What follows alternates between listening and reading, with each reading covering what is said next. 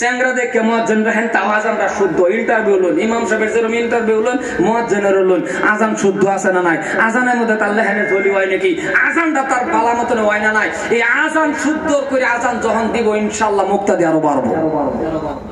কথাটা খারাপ পাইলেন না বোধ হয় নাকি? হাদিয়া বাড়াই দিবেন। মসজিদের ইমাম সাহেব যেরকম রাখছেন ইন্টারভিউ লইয়া হেরা ইমাম সাহেবেরও হাদিয়া বাড়াই দিবেন। 10-এর উপরে উঠাইবেন। এই 6,000 5,000 10,000 টাকা, 6,000 টাকা 8,000 টাকা ইমাম সাহেব না 10,000 করে হাদিয়া দিবেন, 12,000 15,000 দিবেন। অনুমান পাওয়া কত্তরি মসজিদ আছে, কত্তরি মসজিদ আছে 10,000 টাকা দিলে এরা ভাবে ইমামরে 10,000 টাকা দিলে বোধহয় কবিরা গুনাহ হবে। সত্যিও পারে কথাটা বুঝছেন না নাই? ইমাম সাহেবের হাদিয়া বাড়াইবেন। এটা একটা জামানা আসিন আসিন ইনসাফ রাখবেন। বর্তমানের জামানার মধ্যে ইনসাফ রাখবেন যে আমার 40-50 হাজার টাকা দেওয়া হয় না, এই বেটা 6-7 হাজার টাকা কিবা 10,000 টাকা হাদিয়া করবেন।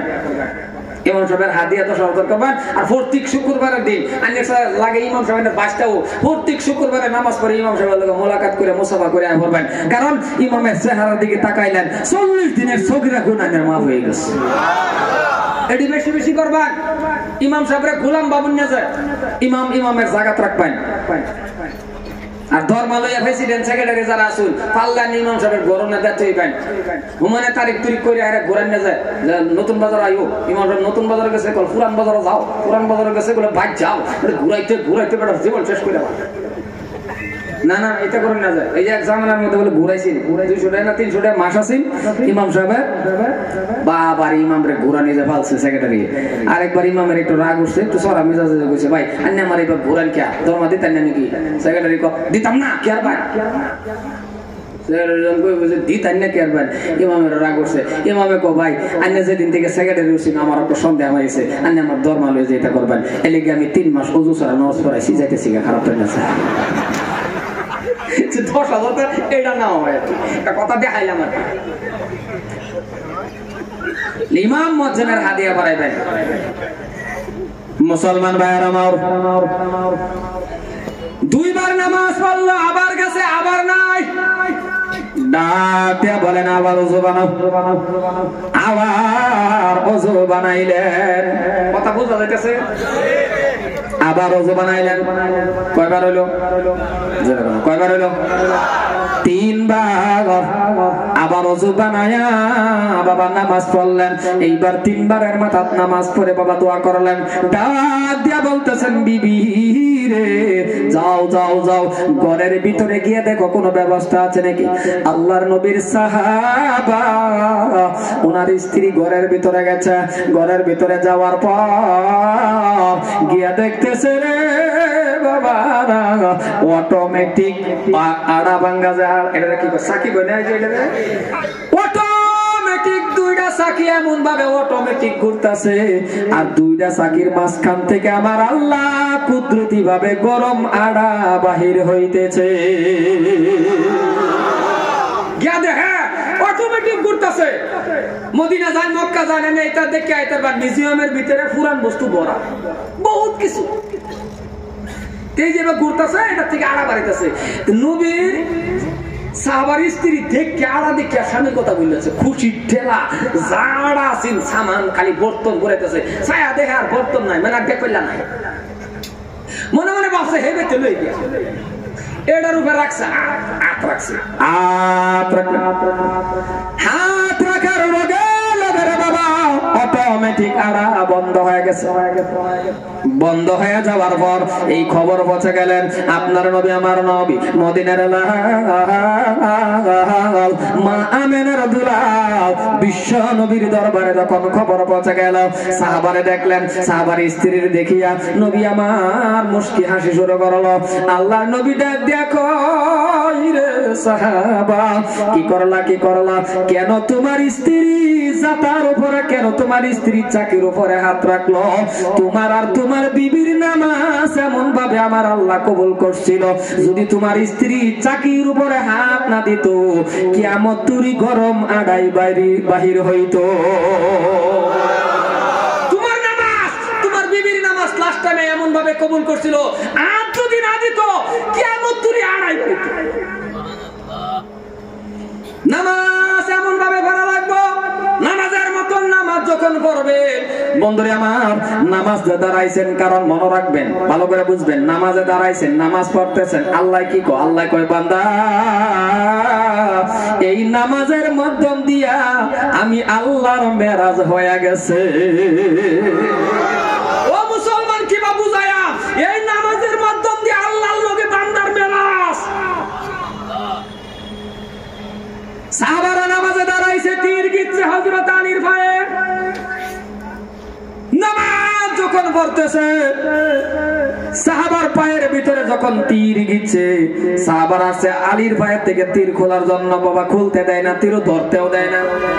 উপস্থিত সাহাবারা বললেন থামো। বলে কি করো? বলে হযরত আলীকে নামাজে দাঁড়াইতে দাও, নামাজ পড়ার পরে তীর খুলবো। নামাজে দাঁড়ায় গেলেন, বাবা তীর খুলে ফেললেন, টের পাইলেন না। নামাজের পর হযরত আলী এইদিক এইদিক সালাম শেষ করে ডাক দিয়ে কয়, বুঝেছি গো নবীর সাহাবা, তোমরা আসছো আমার শরীরের দিকে তীর খোলার জন্য। আল্লাহর নবীর সাহাবা হযরত আলী কয়, তীর খোলার জন্য আসছো? সাহাবারা ডাক দিয়ে বলতেছেন, ও শুনে নাও, আমরা তোমার শরীর থেকে তীর খুলে ফেলছি। হযরত আলী ডাক দেয়া কয়, খোদার কসম, আমার শরীর থেকে যে তীর খুলছ এক ফোঁটা একটু পর্যন্ত আমি টের পাই নাই কোন সময় তোমরা তীর খুলে ফেলছ। তার মানে নামাজ এমন ভাবে ফলছে রে বাবা, তীর খুলছে টের পায় না। এই ছিল তাদের নামাজ। ও মুসলমান, এই জন্যই বলি আপনাদের আমি অনুরোধ করব, আপনাদের বাবা আমি পায়ে ধরতেছি, বাবা আপনাদের আমি অনুরোধ করতেছি, আপনারা বাবা কোরআন শরীফটা শিখেন। আপনারা বাবা এমএ পাস করেন, আমার কোনো আপত্তি নাই। আপনি বিএ পাস করেন, আমার কোনো আপত্তি নাই। কারণ সূরা কেরাত না জানলে বাবা নামাজটা ভালো হয় না, নামাজের নিয়ম-নীতি না জানলে বাবা নামাজটা ভালো হয় না। এই জন্যই বাবা কোরআন শরীফটা তেলাওয়াতটা শিখেন, ফাঁক আর নাফাক যতটুকু লাগে অতটুকু শিখেন। আপনার হাফিজ হওয়াই লাগবে, আপনার মৌলানা হওয়াই লাগবে না, না না না।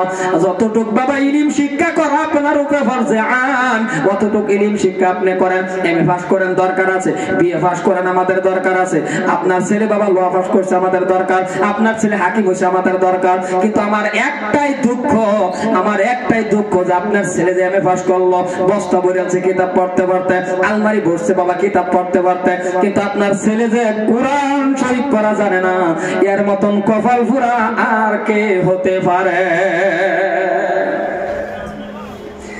কারণ আপনার ছেলে এমএ পাস, হাইরে ডিগ্রি, কোরআন শরীফ পারে না। ও মুসলমান শুনে রাখেন, একটা ছেলে যদি এমএ পাস করে বাবা কোরআন শরীফ পড়া জানে, পাক আর নাফাক জানে, হক হালাল হালাল যতটুক জানা লাগে বাবা জানে, এই ছেলেও জানাজা ভরাইতে পারবে। কারণ মনে রাখবেন, আপনি মরে গেছেন, মরবেন, আজকে না হোক কাল আপনি মরে গেছেন, এই ছেলেটার মা মরে গেছে, এই ছেলেটার বাবা মরে গেছে। ও মুসলমান, মেয়েদেরকে ইলম শিক্ষা দিবেন, কারণ আপনি একদিন সময় হবে মরে যাবেন। যদি কোনো মেয়ে মানুষে বাবার মাথার কিনারার মধ্যে বসে বসে যদি সূরা ইয়াসিনটা পড়তে পারে, মনে রাখবেন সূরা ইয়াসিন পড়তে পারে, মৌতের সময় আমার আল্লাহ রাব্বুল আলামিন মালাকাল মৌতের সময় যখন আপনি মৃত্যু হবেন, তার মৃত্যুটা আমার আল্লাহ আসান কইরা দেয়। আর যদি কোনো ছেলে নিজের আপন ছেলে যখন জানাজার সামনে দাঁড়ায় যাইবে, এর মতন নসিব আর কে হতে পারে? বাবা মারা গেছে, আপনি মরে গেছেন, আমার আনবেন জানাজাত, এক ফোঁটা পানি বাহির হবে না। মসজিদের ইমাম সাহেবরে নিবেন, চোখে পানি আসবে না। আরো যত বড় হুজুর আনেন বাবা, চোখে পানি আসবে না। কিন্তু কোন সন্তান যখন দাঁড়ায় যাবে, যখন বলবে আল্লাহু আকবার বলে যখন দাঁড়ায় যাবে, তাকায় দেখবে এটা আমার বাবা, এইটা আমার মা, চোখ থেকে পানি বাহির হবে না, যেরকম বাহির হবে না বাবা। কারণ এমন কোন সন্তান নাই রে বাবার সামনে রাখিয়া জানাজা পড়ায় যে কাঁদবে না, এমন কোন সন্তান নাই মার সামনে রাখিয়া কাঁদবে না। আমার মনে হয় না এমন কোন সন্তান নিষ্ঠুর সন্তান নাই। মারের সামনে রাখিয়া যখন বলবে আল্লাহু আকবার, চোখ থেকে ডালিমের রসের মতন পানি পড়া শুরু হয়ে যাবে, কান্না শুরু হয়ে যাবে। যখন কাঁদবে আমার আল্লাহ বলে, রে বান্দার কান্দিস না, তোর মা বাবার সামনে রাখিয়া চোখের পানি ছেড়ে তুই কাঁদতে স্বচ্ছ, তোর চোখের পানি আমি আল্লাহ মুছে দিলাম, আর তোর আম্মা আব্বার গুনাহ আমি আল্লাহ মাফ করে দিলাম। আর জোরে বলেন সুবহানাল্লাহ। কারণ মুসলমান ভাইরা আমার, বাবা মা যাদের মারা গেছে, বাবা মা যাদের মারা গেছে, কবরবাসী হয়ে গেছে, তারা বুঝতে পারেন বাবা মা কেমন একটা ডাক, মা বাবা কেমন একটা মিষ্টির ডাক, কেমন মহাব্বতের ডাক। যাদের আছে বুঝেন না, থাকলে বাবা বুঝেন না, হারায় গেলে বুঝতে পারবেন। সকাল থেকে নিয়ে সন্ধ্যা পর্যন্ত যদি কোন মানুষকে আপনি বাবা বাবা বলে ডাকেন, মা মা বলে ডাকেন, আপন বাবা মার মতন জীবনে হবে না। কারণ বাবা যারা নাই ঘরে, সে বুঝতে পারে রে বাবা কেমন ডাক। যেমন যদি আজকে আমি গুনাহগারেরই বাবা থাকতো, ভালো একটা আলিম হতে পারতাম রে বন্ধু। এই ফাগালি মাদ্রাসার মধ্যে যখন আমি পড়ি, আপনাদের চোখেরই দেখা, এই ফাগালি মাদ্রাসার মধ্যে যখন আমি লেখাপড়া করি রে বন্ধু, এমন কেউই ছিল না এই গুনাহগার হবিবুর রহমানের জন্য একটা মানুষ সহায় করবে। কারণ আমার মা মানুষের ঘরে ঘরে কাজ করে করে আমার লেখাপড়া, মানুষের ঘরে ঘরে কাজ করে করে আমার লেখাপড়া করাইছে। কিন্তু যদি ওই টাইমের মধ্যে আপনারাই বলুন, যদি কোনো আমার একটা বাবা থাকতো, নিশ্চয়ই ভালো একজন আলিম হতে পারতাম। এটাই আমার জীবনের একটা দুঃখজনক রে বাবা। মানুষের ঘরে ঘরে মা কাজ করে লেখাপড়া করাইছে, কত রাস্তার দিকে তাকায় রয়েছে, কে আসবে?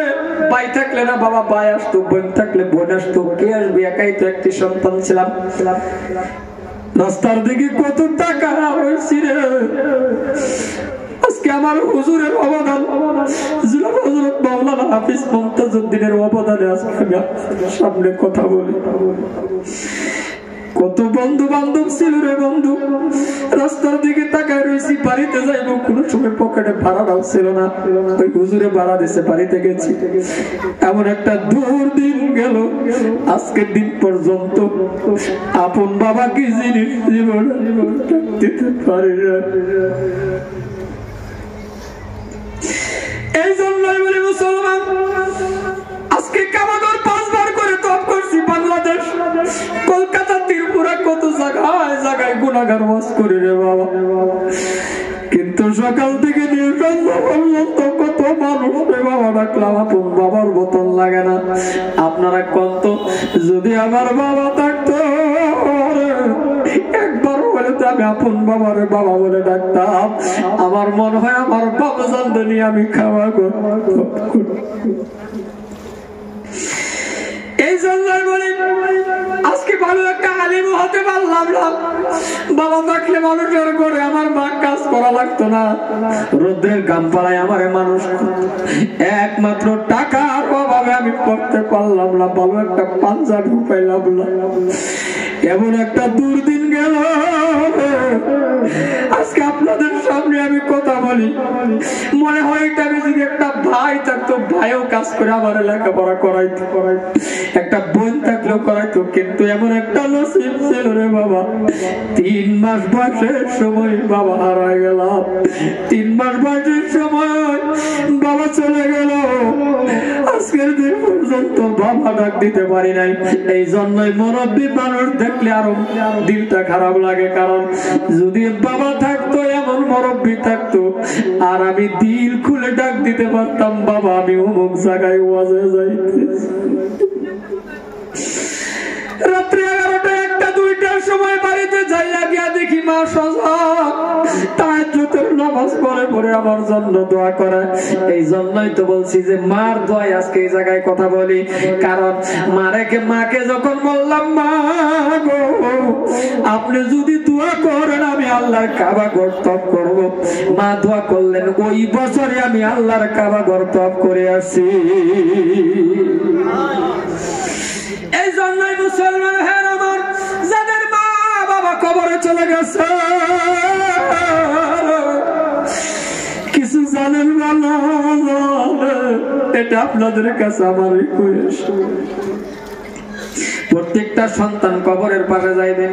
কেন যান না বাবা কবরের পাশে যাবেন? হুজুর নেওয়া লাগবে না। আপনি কিছু জানেন বা না জানেন, এমন ভাবে দুইটা হাত তুলে বলবেন আল্লাহ আল্লাহ, এমন টাইমে বাবারে নিয়ে গেলাম, মারে নিয়ে গেলাম, আমার হাতেও টাকা ছিল না, আজকে তুমি আমার টাকা দিলা, আজকে আমার গাড়ি দিলা, ভালো একটা জামা আমার বাবারে ফিন্দাইতে পারলাম না, আমার বাবা কবরে আছে, আল্লাহ আমার বাবারে তুমি মাফ করে দাও।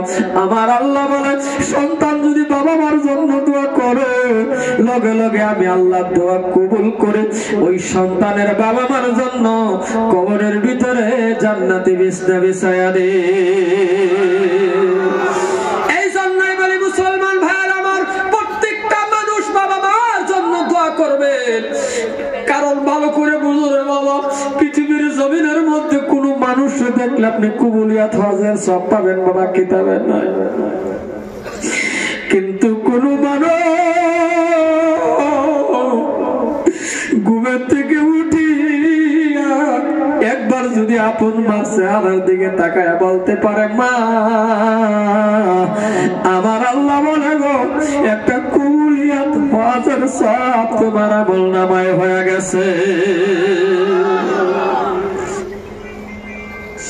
মুসলমান ভাই আমার, এই জন্যই দুটা পায়ে ধরে যায় তরুণ যুবক, আমার আপনি বাবা চাই আপনার বয়স 70 হোক, কারণ আপনিও তো জানেন ঘরে বাবা থাকলে কেমন লাগে। বাবা বাবা মা এমন আদরের ডাক, এমন মহব্বতের ডাক।